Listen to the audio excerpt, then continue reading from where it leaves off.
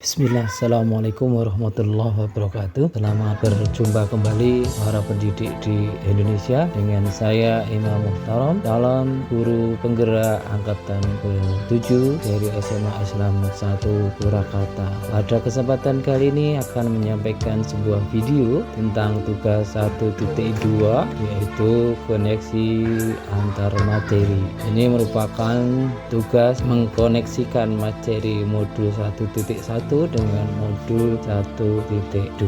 Untuk materi modul 1.1 berisi tentang filosofi pendidikan Ki Hajar Dewantara, yaitu beliau menyampaikan filosofinya bahwa pendidikan adalah menuntun, yaitu menuntun peserta didik sesuai dengan kodratnya, baik itu kodrat alami maupun kodrat zamani. Kemudian yang kedua, beliau berpendapat bahwa pendidik adalah seperti menanam padi, perlu disiangi, perlu dirawat, perlu dipupuk, tetapi tidak bisa merubah kodrat padi menjadi tanaman yang lain, misalnya menjadi jagung atau kedelai dan lain sebagainya. Itulah pendapat beliau tentang pendidikan. Kemudian beliau juga menyampaikan bahwa pendidikan adalah menghamba kepada murid. Maksudnya bahwa pendidikan ini harus penuh dengan rasa kasih sayang dan tujuannya adalah untuk kemerdekaan dari peserta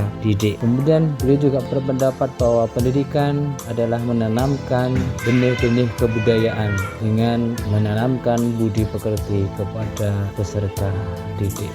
Yang terakhir, dalam filosofi pendidikan Ki Hajar Dewantara mengatakan bahwa kodrat anak adalah bermain, sehingga pendidikan perlu dikemas dalam bentuk permainan, bermain sambil belajar atau belajar tetapi dalam bentuk permainan. Tadi adalah materi modul 1.2. Kemudian untuk materi pada modul 1.1 berisi tentang nilai dan peran guru penggerak. Untuk nilai-nilai yang harus dimiliki oleh seorang guru penggerak, yang pertama adalah mandiri. Seorang guru penggerak dituntut mandiri dalam segala hal, berinisiatif sendiri tanpa menggantungkan pada orang lain. Demikian pula yang kedua, seorang guru penggerak harus memiliki nilai reflektif, yaitu membiasakan diri dalam merefleksikan apa yang telah dilaksanakannya. Dengan refleksi, maka seorang guru penggerak akan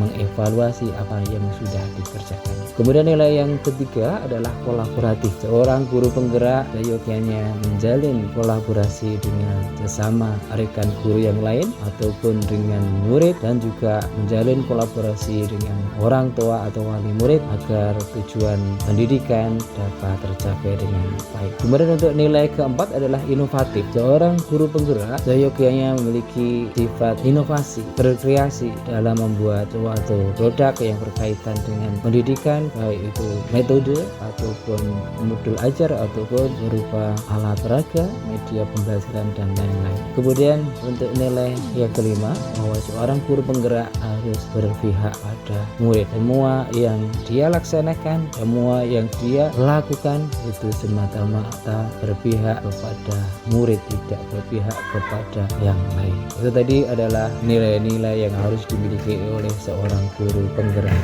Kemudian peran guru penggerak adalah yang pertama menjadi pemimpin pembelajaran. Sudah sepantasnya seorang guru penggerak meramu ataupun ahli dalam pembelajaran. Kemudian yang kedua, seorang guru penggerak menjadi coach atau pelatih bagi guru yang lain, baik sebagai pelatih dalam penyusunan administrasi mengajar ataupun penyusunan media pembelajaran dan lain sebagainya. Kemudian seorang guru penggerak memiliki peran juga sebagai pendorong kolaborasi antar guru, bekerja sama membuat sebuah produk ataupun membuat sebuah kegiatan secara bersama-sama dan berhasil guna. Kemudian peran yang keempat adalah menggerakkan komunitas praktisi. Seorang guru penggerak haruslah tergabung dalam sebuah komunitas praktisi, semisal MGMP atau KKG, dan mampu menggerakkan teman-teman sejawat agar bisa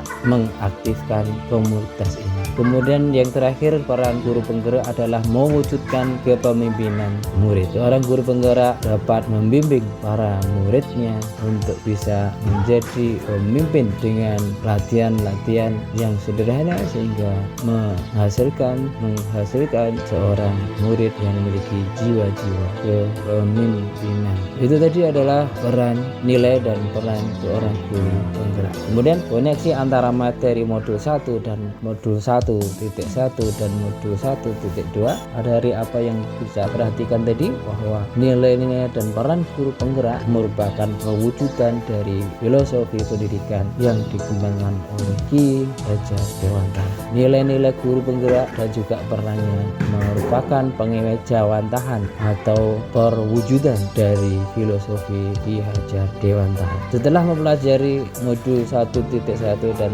1.2, saya sadar sebagai seorang pendidik lama ini masih banyak kekurangan dalam memberi pelayanan kepada peserta didik, terutama dalam memberikan keleluasaan dalam menyediakan sumber belajar yang bervariatif serta memperhatikan tentang kesiapan belajar dan perbedaan gaya belajar mereka. Saya masih memosisikan seolah-olah sebagai pusat kegiatan pembelajaran, sedangkan peserta didik hanya mengikuti apa yang saya inginkan saja. Perasaan saya setelah mempelajari modul 1.1 dan modul 1.2 dan memahami kandungan hakikat filosofi Ki Hajar Dewantara dan juga nilai-nilai serta peran dari seorang guru penggerak, maka saya bersemangat untuk memberikan yang terbaik kepada murid dengan cara memberikan pelajaran yang berpihak kepada murid, meningkatkan diri dalam segala hal, melakukan kolaborasi dengan sesama guru, dengan murid, dan juga dengan orang tua. Kemudian berinovasi dalam pengembangan metode mengajar ataupun materi ajar, media pembelajaran yang bervariatif, dan juga senantiasa melaksanakan refleksi pada setiap kegiatan yang akan, sedang, dan telah dilaksanakan. Kemudian pengaruh setelah mempelajari modul 1.1 dan modul 1.2 dalam pembelajaran. Sebelum diklat, saya berperan sebagai guru yang dominan dalam proses kegiatan belajar mengajar. Kemudian murid harus mengikuti guru agar sukses dalam mencapai tujuan pembelajaran. Yang ketiga, persepsi murid yang sukses apabila memperoleh nilai yang bagus, tenang, tidak banyak bertingkah, disiplin, dan hormat kepada guru. Kemudian yang keempat, bahwa persepsi tentang murid gagal apabila banyak bertingkah, banyak protes, usil, sering mengganggu di kelas tanpa tahu apa yang melatar belakang mereka bersikap seperti itu. Kemudian setelah diklat, maka saya mencari bahwa tujuan utama sebagai pendidik adalah kebahagiaan dan keselamatan murid baik di dunia maupun akhirat. Kemudian saya akan menuntun sesuai kodrat anak atau murid, sesuai dengan kodrat anak baik kodrat alam maupun kodrat zaman. Setelah itu saya juga akan menjadikan siswa sebagai subjek pembelajaran. Kemudian saya akan menyediakan beragam sumber belajar sesuai dengan gaya belajar serta mewujudkan kepemimpinan pada murid. Kemudian saya akan menghargai perbedaan karakteristik belajar siswa, akan berkolaborasi dengan guru lain, murid, dan orang tua dalam proses pembelajaran. Kemudian saya akan bersikap inovatif dalam melaksanakan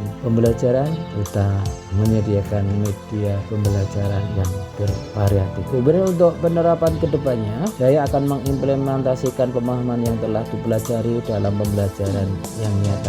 Kemudian saya juga akan menggali lebih dalam lagi pengetahuan yang mendukung aktualisasi diri ke depan sebagai guru penggerak. Kemudian lebih banyak berkolaborasi dengan guru lainnya, dengan murid, dengan orang tua berkaitan dengan masalah pembelajaran. Yang terakhir, bersikap inovatif, kreatif, mandiri, dan menjadi pemimpin pembelajaran sehingga dapat mewujudkan profil pelajar Pancasila. Demikian tadi sekelumit tentang koneksi antar materi pada modul 1.1 dan modul 1.2. Semoga bermanfaat. Terima kasih atas perhatiannya. Wassalamualaikum warahmatullahi wabarakatuh.